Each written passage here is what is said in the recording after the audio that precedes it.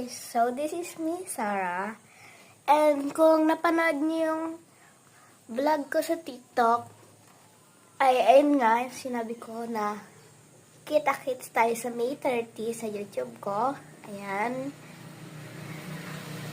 At yun yung full vlog, tsaka sa TikTok. Doon yun lang papanood yan. So, ano nga ba yung topic natin ngayon? Kasi, request ko lang guys, pwede more followers to come kasi marami pa akong vlog na i-upload guys. Huwag kayong mag-alala. Mama prank, surprise, okay. Ha? Excited lang kayo. So, abangan nyo ako sa Flores de Mayo ko sa 30. Upload ko yun sa TikTok tsaka sa YouTube.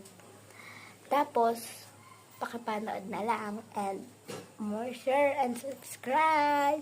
Thank you. This is me, Sarah, your Beshi.